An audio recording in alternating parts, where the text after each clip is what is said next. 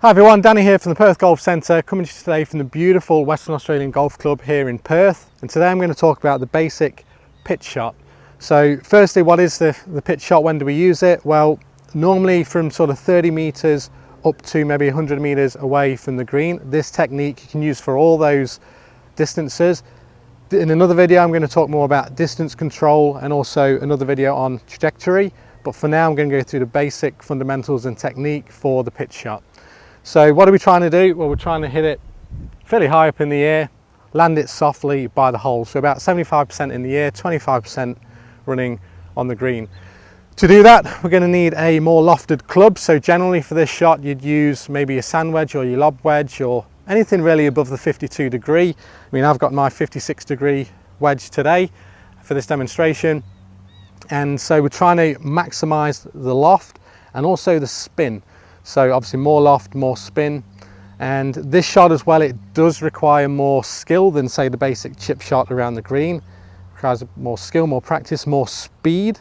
Again, more speed added with that loft will give you extra spin and control on the green. So with the setup, firstly in our stance, we're going to have our feet a little bit wider than you would for a chip shot. So still narrower than shoulder width.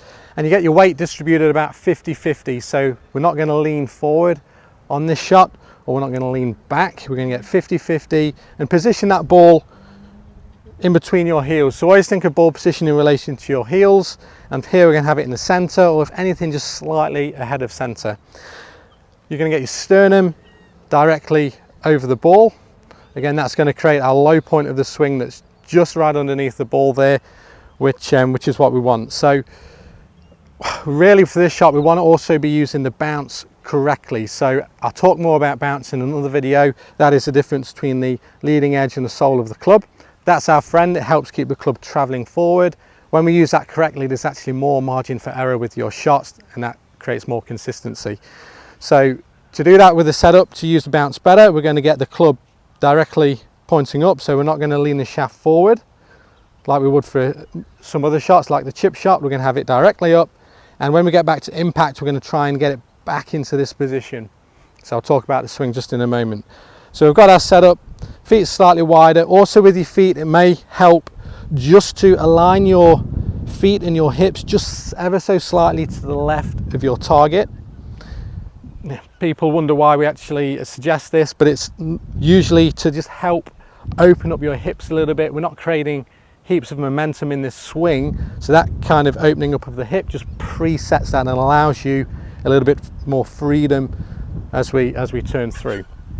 So with the stroke itself, well, firstly actually we're going to stand similar to like a normal shot, full swing, but perhaps stood just that little bit taller. Stances, grip's going to be the same as your normal swing as well.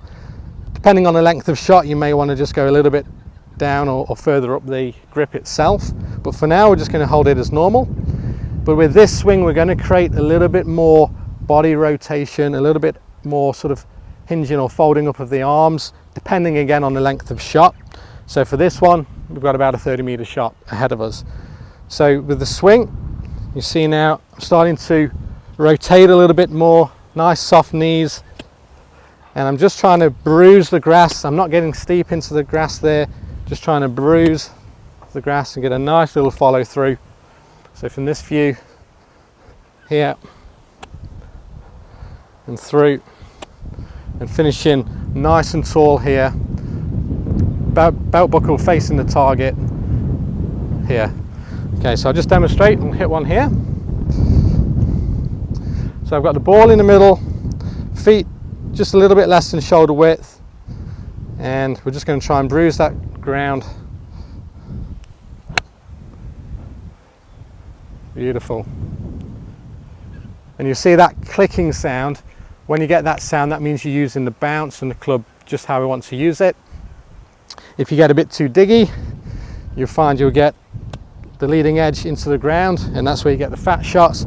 Or again, we quite often see players who will try and help it up in the air, and they tend to fall back this way, and then you've got the leading edge pointing at the ball, and you tend to get the thin shots through the green. So really understand how we're trying to use the sand wedge or the wedge that you choose, use the bounce correctly. Again, I'll talk about that in another video.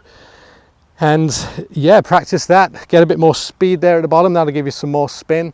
And also just ensure for these shots when you're on the course that you've got a nice clean and dry wedge and a nice clean ball. That'll help you impart more spin as well, which will mean more control.